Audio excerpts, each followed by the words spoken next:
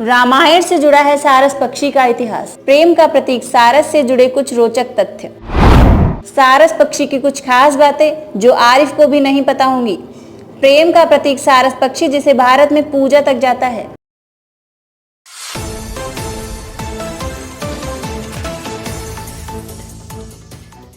सारस को उत्तर प्रदेश का राज्य पक्षी माना जाता है और सारस इस समय लोगों के बीच चर्चा का विषय बना हुआ है। सोशल मीडिया पर सारस और आरिफ की दोस्ती की खबरें खूब वायरल हो रही हैं, लेकिन अब आरिफ अपने दोस्त सारस से बिछड़ चुके हैं, जिस वजह से वह काफी परेशान है। आज हम आपको उत्तर प्रदेश के राज्य पक्षी सारस के बारे में कुछ रोचक तथ्य बताएंगे जो आपको शायद नहीं पता होंगे। सारस पक्षी को प्रेम और समर्पण का प्रतीक माना जाता है। यह पक्षी अपने जीवन काल में मात्र एक बार जोड़ा बनाता है और जोड़ा बनाने के बाद सारस युगल पूरे जीवन भर तक साथ रहते हैं।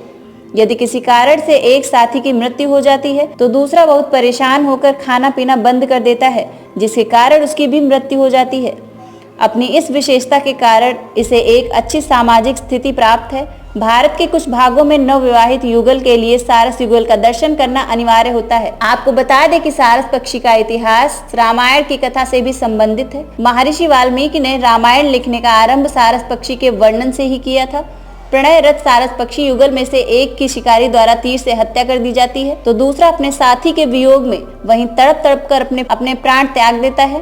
इस घटना से द्रवित होकर महर्षि उस शिकारी को श्राप देते हैं और वही पंक्तियां रामायण के प्रथम श्लोक के रूप में लिपिबद्ध होती हैं। सारस युगल को पवित्र और सौभाग्यदायक पक्षी के रूप में मान्यता मिली हुई है और इस पक्षी का वर्णन लोक कथाओं और लोक गीतों में मिलता रहता है। इनके प्रणय का आरंभ नृत्य से होता है। नृत्य के आरंभ से पहले ये पक्षी अपने चोंच को आसमान की ओर करके विशेष तीव्र ध्वनियां निकालते हैं। इस प्रणय ध्वनि का आरंभ मादा करती है और नर की प्रत्येक अपेक्षाकृत लंबी ध्वनि के उत्तर में 2 बार छोटी ध्वनियां निकालती हैं। ध्वनि के समय नर अपने चोंच और गर्दन को आसमान की तरफ सीधा रखता है और अपने पंखों को फैलाता है।